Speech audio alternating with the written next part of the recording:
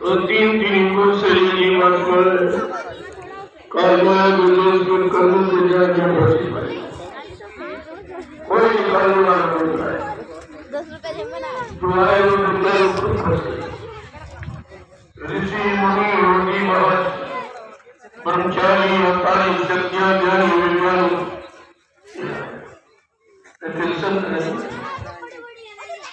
और ये सब कारण इनको तुमने भगवान माना है। तो भी काल उनको भी काल में फंसा के रखा। राजपाट धन दौलत मान सम्मान अधिकार मत पत्नी बाल बच्चे उनको इसी में फंसा के रखा। तो संतों की दया हो गई तो आप इस जंगल में आज बैठे हो। मैं और कोई नहीं आता। इसके पहले कोई आया था या किसी ने आपको यहाँ पर बुलाया था? तो कभी नहीं हुआ। जो भी हो आज समाज से जनक सब बेमिसाल जिसकी और कोई हुकूमत नहीं। जो काम हो रहा है आप देख लो, ईसाई की जनता बिल्कुल बेमिसाल है। ये कोई नहीं कर सकता। ये किसी की हिम्मत नहीं है। कोई प्रधानमंत्री राष्ट्रपति मुख्यमंत्री कोई साधु संत को नहीं है काम नहीं कर सकता। ये कलयुग में जो हो रहा है ये कलयुग भगाने का सचिव लाने की योजना है।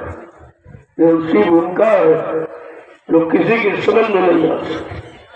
कितना भी कोई जोर लगा ले, बिना सत्संग सुने बिना संतों की शरण में जाए उनके वचनों को माने और उन अपने जीवन में उतारे तो यह अनुभव कोई नहीं कर सकता। तो आप बड़े भाग्यशाली हो जो ऐसे खराब समय में गंदे खान पान के बीच, गंदी संग सोबत के बीच, गंदे कर्मों के बीच एक अच्छी सच्ची यानी चर्चा आपको सुनाई जाए। यहाँ भी सुख मिले जब तक शरीर से हो आप निरोग रहो। कोई रोग कोई बीमारी कोई दुख कोई तकलीफ किसी तरह की आने ही न पावे। इसे कहते हैं भौतिक सुख। भौतिक सुख आपको दे देंगे और आध्यात्मिक सुख दोनों।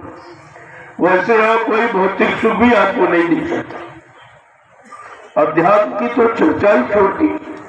अध्यात्म के बारे में किसी को कोई जानकारी है ही नहीं कि अध्यात्म किसे कहते हैं, अध्यात्म क्या है और अध्यात्म किसके द्वारा मिलता है, कौन देने का अधिकारी, ये तो अभी पता ही नहीं किया। बहुत दिनों तक बहुल काल करिए सत्संगा तबे हो संशय सब भंगा।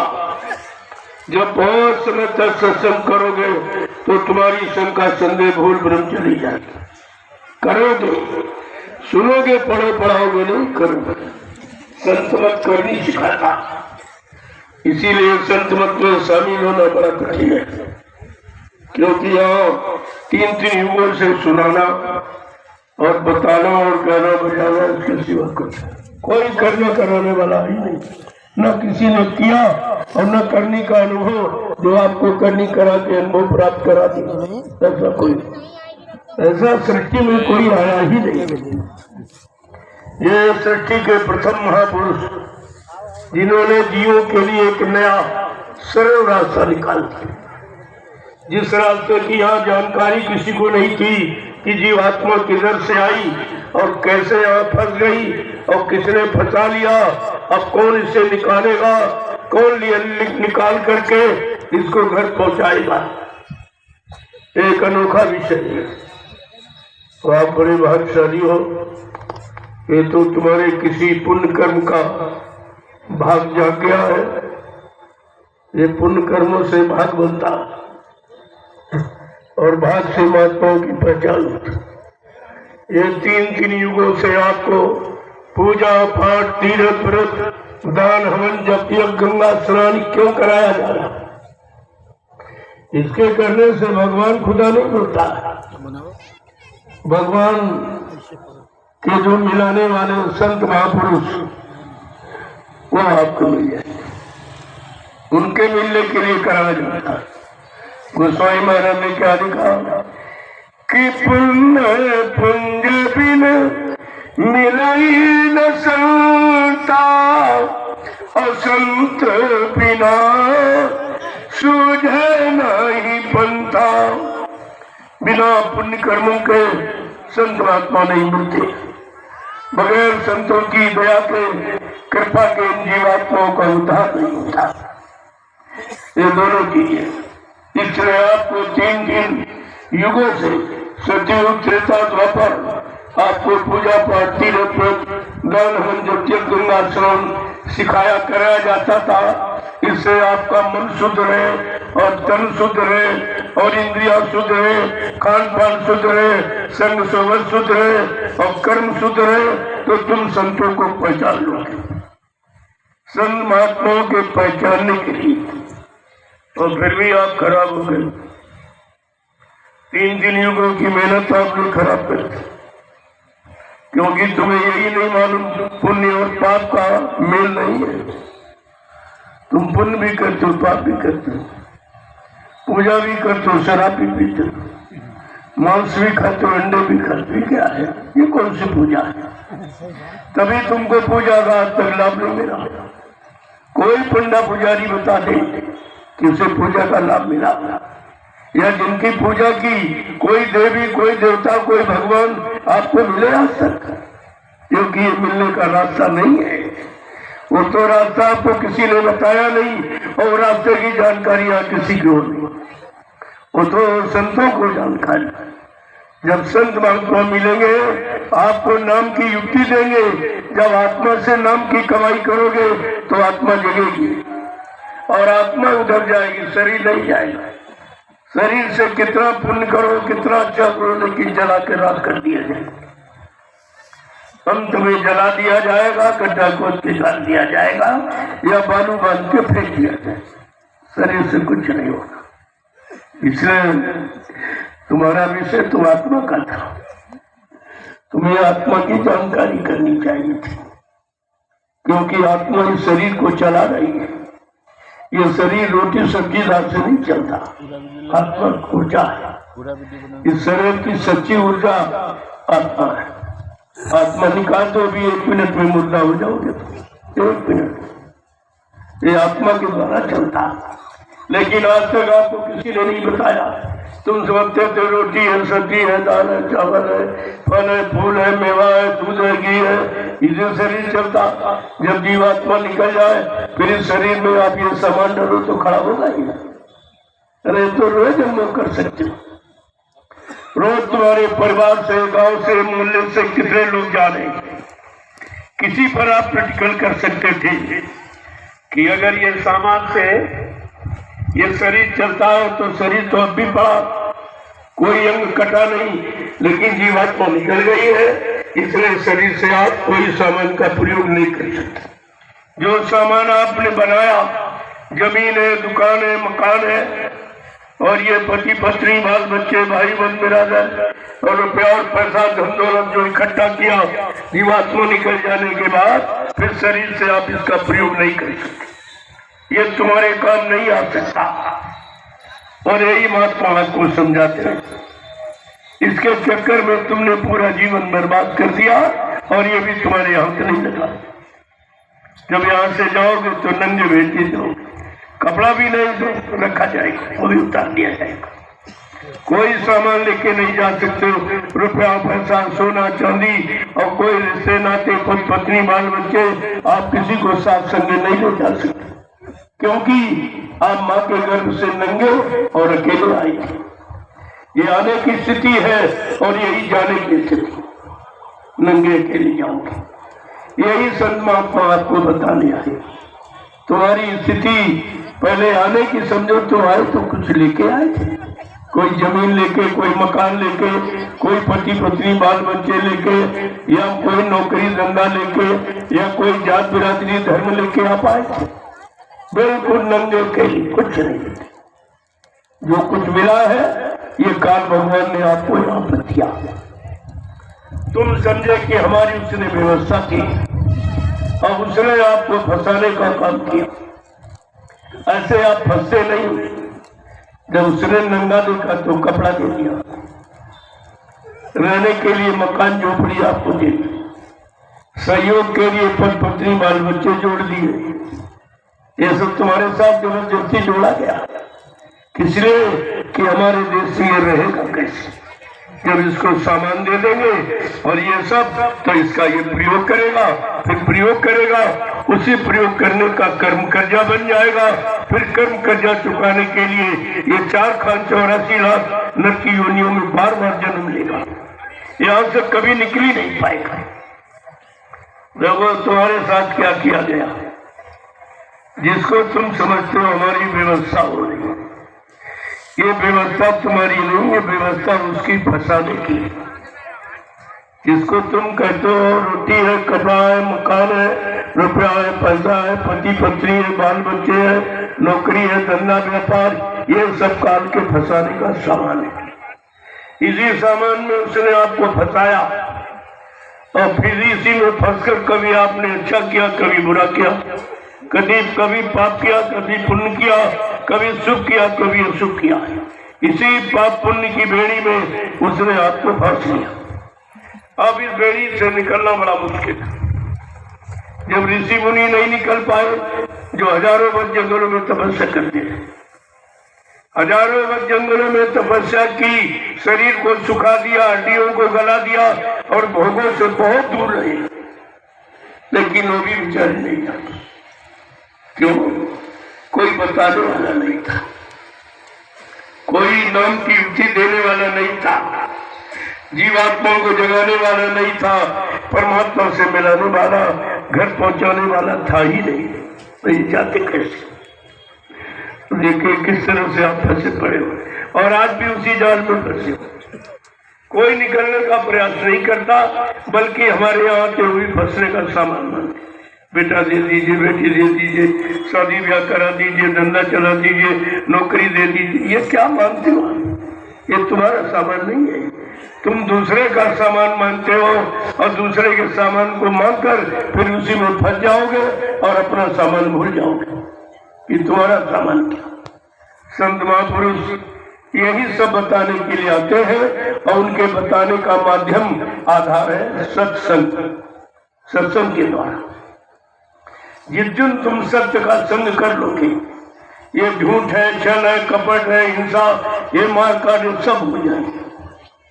लेकिन अभी सत्य का संग काम किया, अभी का सत्य का संग सुनाया जा रहा है, केवल कानून से सुन रहे हो, अभी मन से आप स्वीकार नहीं कर रहे हो। जिस दिन तुम्हारा मन स्वीकार कर लेगा, उस दिन आपकी समझ में सब आ जाएगा, क्योंकि ये मन ही तो खराब है। जो कुछ काल के सामान का प्रयोग ये मन ने किया और मन ने शरीर से करवाया, इंद्रियों से करवाया और जो रस निकला वो अपना पी गया, रस अपना पी गया और जो कर्मों का परिणाम है वो शरीर के लिए छोड़ दिया। तो कोई गलती करते तो आप शरीर को मारते पीटते हो, शरीर तो बेचारा जड़ है, वो कैसे करेगा? कराने वाला आपको मिला नहीं, मन आपको दिखाई देता नहीं जो कराता है, फिर आप सजा तो मन को देनी चाहिए जिसने कराया। 10 तरह के अपराधी माने जाते, अनुमंता, विशासा, निहन्ना के बिक्रो, संस्करना, चोट भरना, का शेत हत्या, यानी मारने वालों से ज्यादा सलाह देने वाला पापी होता है। और ये जी मन तुम्हारा सलाहकार है, तुम्हारा सलाहकार मंत्री ही खराब, तो तुम करोगे क्या?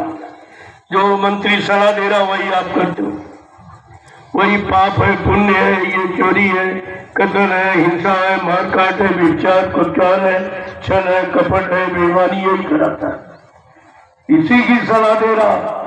और उसी शैतान मन की तुम सलाह मान रहे हो जो तुमको 4,84 लाख नरकों की योनियों में फंसाने का काम करा रहा। आज तक आपने इस मन को पकड़ नहीं पाया और तुम्हारे शरीर के अंदर बैठा हो। कभी तुम कहते हो पड़ोसी खराब है, ये दुश्मन, ये खराब, वो खराब, लेकिन कभी ये नहीं कहते कि हमारा मन ही खराब है। ये खराबी क्यों सोचता? ये खराबी को यानी जल्दी क्यों पकड़ता, गंदगी को जल्दी क्यों पकड़ता, ये अच्छाई को क्यों नहीं पकड़ता। और संत महात्मा इस मन को ठीक करके अच्छाई सच्चाई को पकड़ाने आए। अब कितने युगों का भूला बिछड़ा खराब मन ये एक दिन में थोड़ी ठीक हो जाए। अरे लोगों के तो कई जन्म निकल गए, नहीं समझ पाए। ऋषि मुनियों का इतिहास छोड़िए, इस सिंगी ऋषि ने 60,000 वर्ष तपस्या की। 60,000 वर्ष, तब 1 लाख वर्ष की उम्र होती थी तब 60,000 वर्ष तपस्या की। और 1 सेकंड में इस शैतान मन ने उनको बेकार कर दिया। वो जिस राज में तपस्या करते थे, तो जब राजा ने सुना मेरे राज में ऐसे तपस्वी है जिन्होंने 60,000 वर्ष तपस्या की, तो राजा बड़ा खुश हुआ और उन्होंने सिंगी ऋषि को निमंत्रण दिया कि आप हमारे राज्य में आकर अपना चरण रख दे, मेरा राज पवित्र हो जाए। और क्रोध में आ गए, अरे दुष्ट, तेरे राज्य में मैं आकर अपनी तपस्या खराब करूंगा। तो राजा को बड़ा बुरा लगा कि मेरी श्रद्धा सेवा भाव का इन्होंने निरादर किया। तो राजा को क्रोध आ गया कि मेरे राज्य में रहता, तपस्या करता और इस तरह हमारी श्रद्धा में ठोकर मारता। तो राजा ने भी संकल्प ले लिया और सारे देश में उसने मुनादी पिटवा दी, डूकी सब प्रचार कर दिया कि जो सिंगी ऋषि को पकड़ के मेरे राज दरबार में ले आएगा, मैं आधा राजपाट उसको दे दूंगा। अब ये खबर सब जगह राज में फैला दी, तो सबके अंदर भाव बना कि अरे आधा राजपाट मिल जाएगा, आधा राजा हो जाऊंगा। लेकिन जब ये सोचे कि सिंगी ऋषि ने 60,000 वर्ष तपस्या की, तो कहा भाई ऐसी तपस्या कौन नहीं आ सकता। तो सबके मन हट गए। लेकिन एक वेश्या तैयार हो गई, एक वेश्या तैयार हो गई, उससे कहा मैं ले आऊंगा। तो राजा ने कहा कोई ऐसा वेश्या हमारा इससे मतलब नहीं है, जो सिंगी ऋषि को मेरे दरबार में ले आएगा, मैं उसको आधा राजपाट दूंगा। अब वो जंगल में गई कि देखे कहाँ तपस्या कर। वो वेश्या जंगल में पहुंची, इधर उधर खोजती रही, ढूंढती रही। तमाम समय निकल गया, बड़ी मुश्किल से वो गुफा दिखाई दी, जिस गुफा में वो अंदर तपस्या करती। तो वो छिपके बैठ गई जंगल में। और जब इनको भूख लगती थी सिंगी ऋषि को, तो रात के 12 बजे निकलते थे और सामने एक पेड़ खड़ा था, उस पेड़ में 2-4 बार जीभ से चाट लेते थे तो भूख मिट जाती। वो वेश्या देखती रही, कहा ठीक है कहना हमको तरीका मिल गया। अब राजा के पास गई, कहने ऐसा कर दिया, हमको आप थोड़ा शहद मंगा दीजिए, 4-6 किलो शहद आप मंगा दीजिए। तो राजा ने तुरंत मंगा दिया और शहद लेकर वेश्या गई जंगल में। सिंगी ऋषि जिस पेड़ में चाटते थे, तो 60,000 वर्ष चाटे तो बड़ा गड्ढा बन गया। उसी गड्ढे में उसने थोड़ा सा शहद लगा दिया। जब वो निकले, उनको भूख लगी तो निकले, जैसे ही जीभ मारी तब शहद का स्वाद चढ़ गया। ये स्वाद चढ़ गया जीभ में, तो 2-4 बार चाटे, लेकिन 10-20 बार चाटे। ऐसे धीरे धीरे उस वेश्या ने शहद की खुराक बढ़ा दी, उसमें शहद की मात्रा बढ़ा दी। 6-7-8 महीने में उसने उनकी खुराक 1-2 किलो की कर दी। अब जिसकी 1 किलो की खुराक हो, उसे तो भूख चैन नहीं लेने देगी। तो एक दिन उसने क्या किया, उसने कुछ नहीं लगाया। अब सिंगी ऋषि को भूख लगी, 1 किलो की खुराक, जब भूख लगी निकले और जी मारी तो गई कुछ। अब पहले जैसा तो था नहीं, अब तो शहद का स्वाद उनकी जीभ पर चढ़ चुका था। अब वो व्याकुल हो गए। 1 किलो की खुराक जिसकी हो, उससे तो व्याकुल हो जाएगा। इतने व्याकुल हुए, इतने रोने चिल्लाने लगे। जब बेस्या ने खूब रुला लिया, तड़पा लिया, तब निकली। तो उससे कहने कहा हूं कल क्या, कल जो उसमें लगाती हूँ, कल यहाँ कहाँ है, कल कहाँ है, कल मेरे घर में, कल बताओ तुम्हारा घर कितनी दूर। अब पीछे अब गुफा बोल गए, तपस्या बोल गए। प्रेमियों, ये है स्वाद, ये इंद्रियों का स्वाद, ये मन को चैन लेने नहीं देता, मन को खराब करता है तो इंद्रियों का स्वाद खराब करता है। इसीलिए आपको शाकाहारी बनाया गया कि तुम्हारा मन खराब न हो, तुम्हारा मन भी सही भोगी न बने, तुम्हारा मन दुर्दर्शनों की तरफ न जाए, इसलिए आपको शाकाहारी बनाया जाना है। अब वो घर पहुंच गए सिंह, अब सब बोल रहे, जंगल रंगल गुफा उपा पत्ता तमसा सब खत्म। अब भूख के वसीभूत हो गए। ये भूख और प्यास यही तुम्हें चैन नहीं लेनी देती, और इसीलिए इसको बनाया गया कि सब जीव इसी के अंतर्गत फंस के रह जाए, कोई निकल न पाए। देखो कैसी चाल चली काल ने, कैसी व्यवस्था आपके लिए फंसाने की बनाई, और जिस व्यवस्था से कोई अलग नहीं हो पा रहा। किसी में शक्ति सामर्थ्य नहीं है। अगर बीच की शक्तियां इस तरह से होती तो वही आके आपको ठीक कर देती। इसीलिए बीच की शक्तियों के भी बस का बात नहीं, न ब्रह्मा के बस की बात, न विष्णु के बस की बात, न शंकर के बस की बात, न रामकृष्ण के बस की बात, न देवी देवताओं के बस की बात। ये किसी के बस की बात नहीं रही। तब सतलोक सचखंड अनामी धाम से अनामी महापुरुष को आना पड़ा कि चलो इन जीवात्माओं को जगा के ले आएंगे। ये बेचारी शरीर में फंसी पड़ी है, शरीर भोगों से बिल्कुल उत्प्रोत है, एकदम मरा हुआ। तो प्रेमियों बेस्या ने अब उनकी खुराक को बढ़ा दी। जितने रजोगुणी तमोगुणी आहार जो मन को विकृत करने वाले, मन में काम पैदा करने वाले काम वासना, वो सब उसने खिलाने शुरू किया, और इतना खिला के उनको मदमस्त कर दिया बिल्कुल सांड की तरह। तो सिंगिरी से 2 बच्चे पैदा, उस बेस्या से 2 बच्चे पैदा, अब बच्चा सब खत्म। अब जब बच्चे कुछ सहमे हुए, राजा रोज खबर दे रहा, अरे भाई कब लेके आएगी रात दरबार में, करे आऊंगी आऊंगी तैयारी करो। जब बच्चे कुछ सहमे हो गए तो उसने एक दिन वहां भोजन नहीं बनाया नहीं।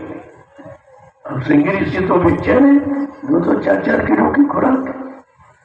कह रहे भाई भोजन क्यों नहीं बनाया? कल भोजन तो खत्म हो गया। कल खत्म हो गया? कहा कल और रात दरबार से मिलता था, चलो राजा के यहाँ चले, अरे भाई कुछ प्रार्थना करेंगे, हो सकता है भोजन दे दे। अरे कहा जल्दी करो, भूख बहुत तेज लगी। अब जल्दी में क्या किया, एक बच्चे को सिंगी ऋषि में कंधे पर बैठा, जो छोटा था, और जो बड़ा था उसकी उंगली पकड़ी, और आगे आगे बेस्या, पीछे सिंगी ऋषि जाते। जो देख रहा वो हंसा कि इनको क्या हो गया, इतने बड़े ऋषि, 60,000 वर्ष तपस्या, और आज इनको क्या हो गया। एक भिक्षा के पीछे जा रहे और एक बच्चे को कंधे पर बैठा ले, उंगली पकड़े, ये क्या। सब हंस रहे, लेकिन वो भूख के मारे इतने व्याकुल, किसी तरफ को देख ही नहीं। उनको यही कितनी जल्दी वहां पहुंचू तो भोजन मिले। जैसे रात दरबार में पहुंचे, राजा ने देखा तो कहले, अरे महाराज आपकी ये क्या हालत है। एक दिन मैंने कितने सम्मान से आपको निमंत्रण दिया था, और आपने मेरी श्रद्धा सेवा भाव को ठुकरा दिया था। आज आपकी ये क्या हालत है। ऐसे उसने हाथ किया राजा ने, तो फट इतने में इनको ज्ञान हो गया। उन्होंने अच्छे बच्चे फेंके और लोगों की लगाई, फिर भागे जंगल की। तब कहा घर के भागे बन बसे, बन भागे घर माए। और कहते ना हरि भजे न घर सुख पाए, और बिरता बिहाय गई, और दुनिया से प्यारे एको नहीं भाई, एक भी नहीं हो पाया। न शरीर परिवार का और नहीं तुम्हारा। ऐसा क्यों हुआ कि इनका कोई गुरु नहीं था। गुरु माने ज्ञान कराने वाला, गुरु माने रक्षा हिफाजत करने वाला, गुरु माने बुरे काम बुरे स्थित परिस्थिति से बचाने वाला, उसको गुरु कहते। अगर गुरु होता तो इनको बचा लेता। तभी कहा है बिना गुरु का चेला और बन बन फिरे अकेला। ये बगैर गुरु के चेले थे जो तपस्या करने अपने हट से और जिद से चले गए और फेल हो गए। तो ये हट वाला ये ज्ञान आपके लिए हानिकारक है। ये तो स्वेच्छा से जब मन पाक साफ निर्मल हो जाए तब तो मन का संकल्प टिकेगा। सदगुरु की शरण में रहकर तो ठीक हो सकते हो, लेकिन घर परिवार में नहीं, क्योंकि वहाँ का माहौल उसी तरह बिगड़ा हुआ, बिगाड़ने वाले और सब बिगड़े हुए। कोई है वहाँ, कोई त्यागी तपस्वी तो है नहीं, कोई ब्रह्मचारी तो है नहीं, कोई ईश्वर की प्राप्ति करने वाला तो है नहीं। सब संसार के भोगों की प्राप्ति करने वाले, उनके बीच रहकर तुम कैसे रह पाओगे? घेर बेर का कभी संग नहीं होता, कहते नहीं।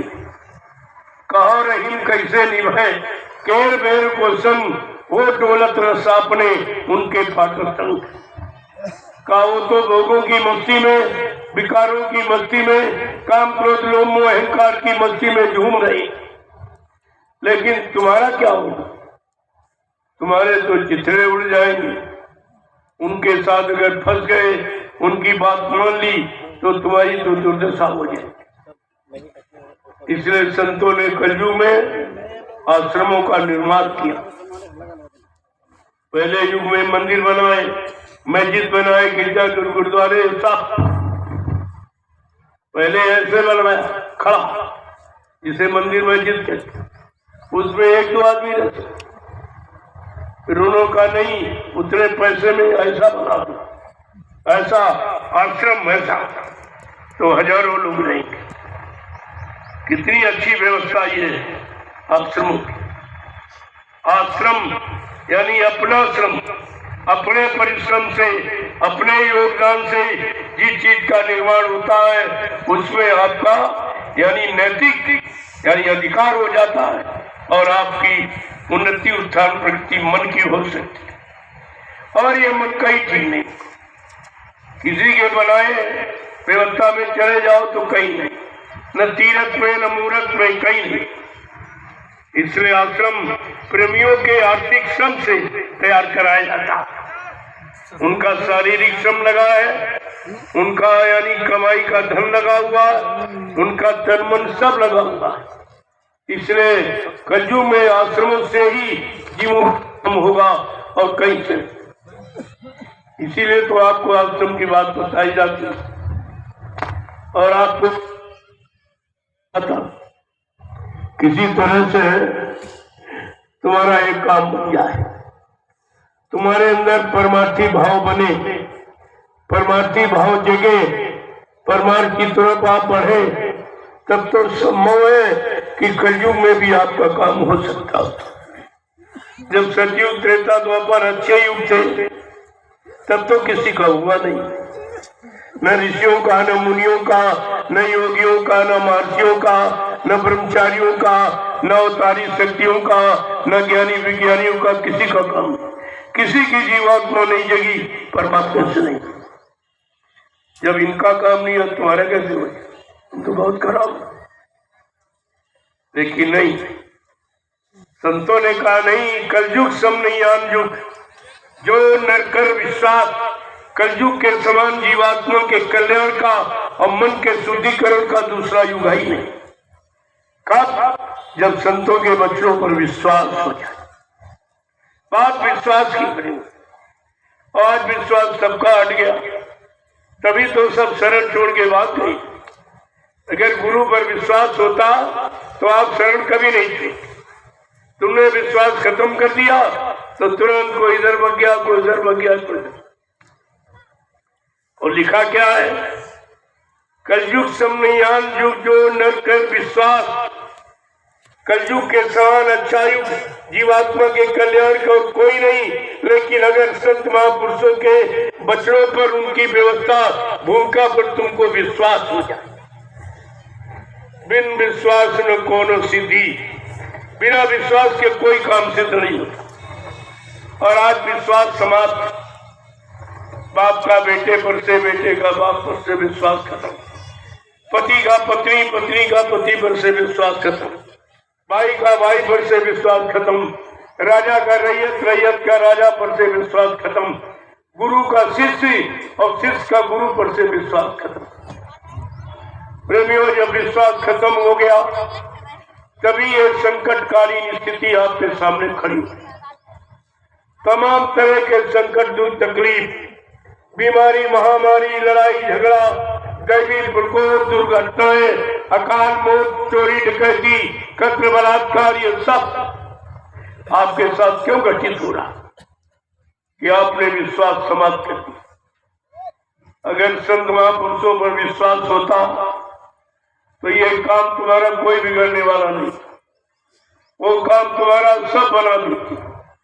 कहा था केवल तुम विश्वास करो, और मैंने जो नाम बताया उस नाम को अपना आधार बना के तुम चलने लगो तो ये सारे काम तुम्हारे पूरे कर दूंगा। आपको कुछ करने की जरूरत नहीं, ये सब काम आपका पूरा हो जाएगा। सारी मनोकामनाएं तुम्हारी पूरी कर दी जाएगी अगर तुम भजन करने लगो। ये भजन साथ में जुड़ा हुआ है। अगर आप भजन करने लगे तो ये सब मनोकामनाएं तुम्हारी पूरी हो। तो भजन तो आपने किया नहीं, और आज भी आप नहीं करते, तुम्हें मालूम ही नहीं करना, और न तुमने किसी से पूछा। अरे भाई, कोई चीज की जो इच्छा होती है तो हम एक दूसरे से पूछते हैं कि भाई कोई तुम जानते हो तो बता दीजिए। तो अगर आप मुझसे जानकारी करते तो ये सब हो जाता।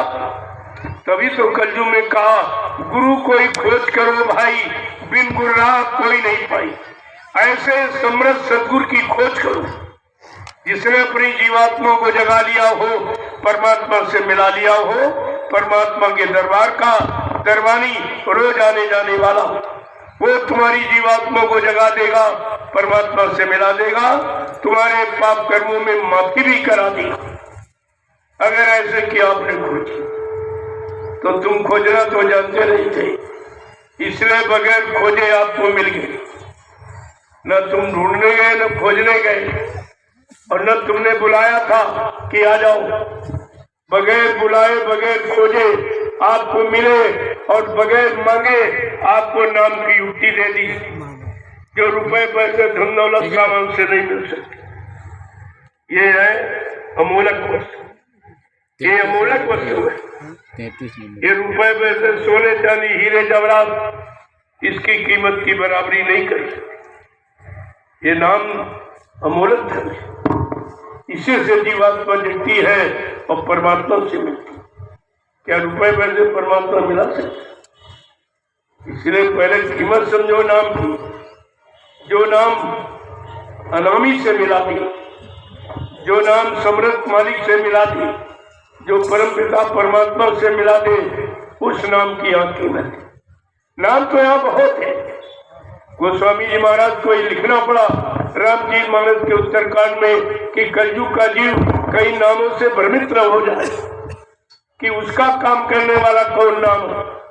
तो उन्होंने स्पष्ट परिचय दिया, कोटि नाम संसार में तासे मुक्ति न होए, और आदि नाम जो गुप्त जब बूझे बिरला कोई।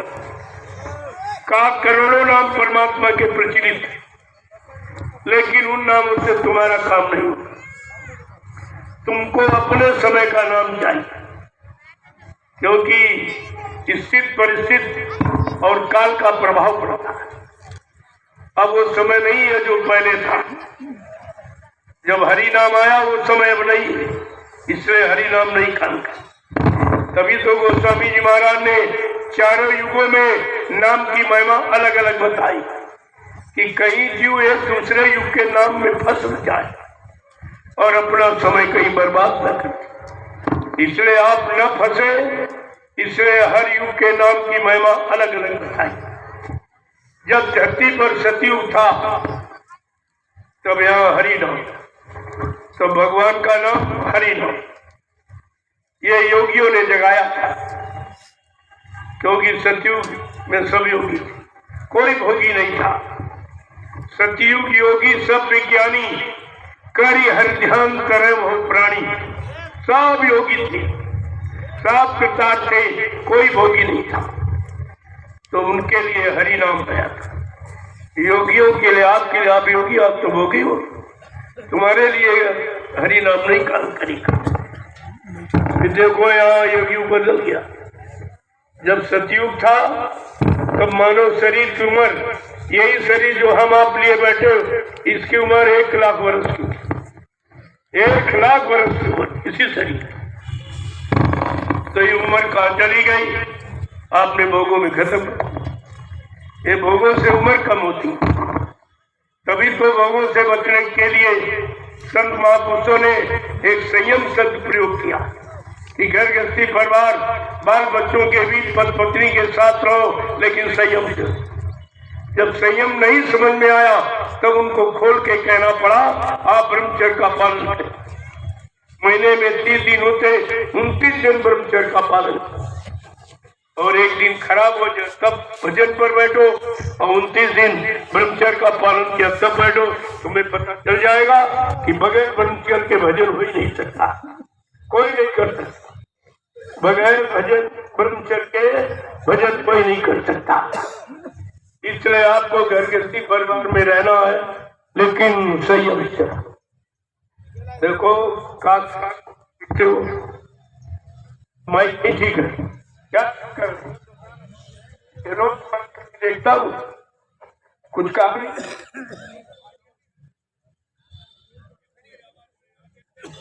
बिल्कुल आवा नहीं दो। मैं तो कभी देगा नहीं लूंगा, मैं दूसरा माइक कर लूंगा, आपको हटा दूंगा। सारा दारू मदार इसी का निकला से तो सब व्यवस्था नहीं।